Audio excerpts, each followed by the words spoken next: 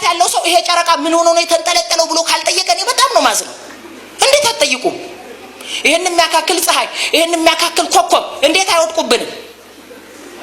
መልሱልኝ ሳይንቲስቶች፣ እንዴት ነው የማይወድቁት? ይሄው ከአዳም ጀምሮ እነ መሬት ይዞራሉ፣ እነ ሜርኩሪ ይዞራሉ። ሹፌር አላቸው ወይ? የእግዚአብሔር ቃል ግን ሲናገር ምንድነው ብለው ቀኑ እንኳን በትእዛዝህ ይኖራል። ቆላስይስ 1:15 ፍጥረት በሱ ተጋጥሟል። አይገርምም?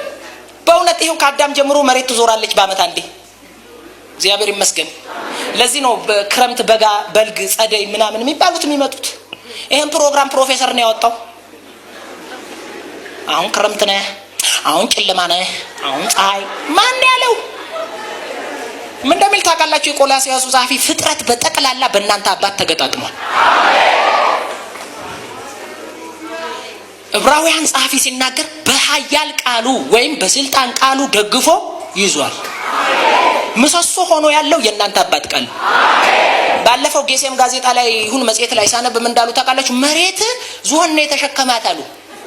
ኢንዱይዝም የሚባሉት አያሳዝኑም? ዝሆን መሬት ላይ እንጂ መሬት ሲሸከም ይውስጥ የአይነት ዝሆኖች ጭንቅላት ለጭንቅላት ተጋጥመው መሬት እዚህ ላይ ነች። መሬት ደግሞ ኤሊ ላይ፣ ኤሊ ደግሞ እባብ ላይ። አስደናቂ ሰርከስ ብየዋለሁ። ሳይንስ ግን አረጋግጧል መሬት ስር ምንም እንደሌለ። ከጥበበኞች ሁሉ ሰውሮ ከሁሉ ለምናን ስለኛ ግን መሬትን የደገፈ ነገር ገብቶናል። ኃያል ቃል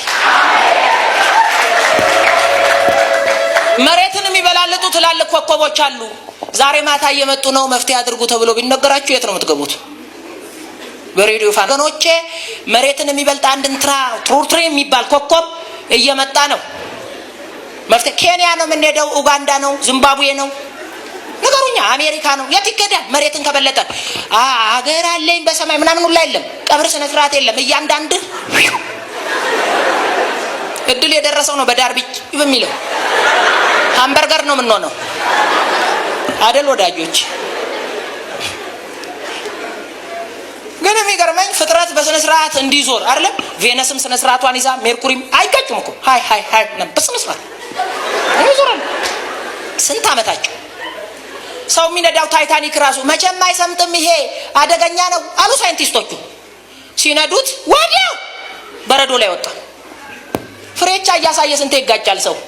አይሮፕላን ክራሽ የምናምን ክራሽ የሚሉን እንኳን እየተነዱ እነዚህ ፍጥረታት ማንም የማይነዳቸው እንደ ስነ ስርዓት ይዘው ዘላለም ይዞራሉ። የኔ አባት በቃሉ ደግፎ ይዟል።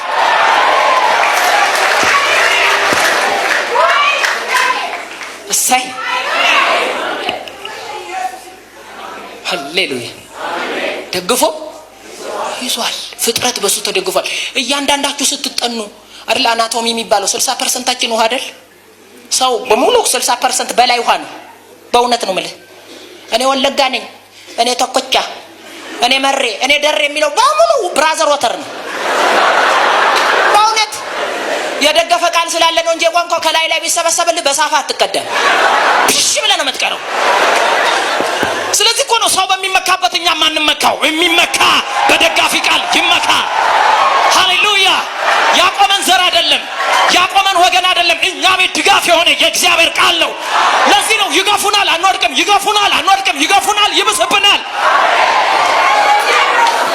እግዚአብሔር የደገፈው በቃሉ የደገፈው ሰው መቼም አይወድቅም። አጎቴን እግዚአብሔር አጎት አስነሳልኝ፣ እትዬን ትራና አስነሳ። እኛ ማንንም አያስነሳልን፣ ቃል ይላክልን። ቃል ቤትሽ ካለ የዘመመው ጎጆሽ እንደገና ይቆማል። የዘመሙ ትዳሮች ይሰራሉ። የፈራረሱ ነገሮች እንደገና ጉልበት ያገኛሉ። የእግዚአብሔር ቃል ይደግፋል።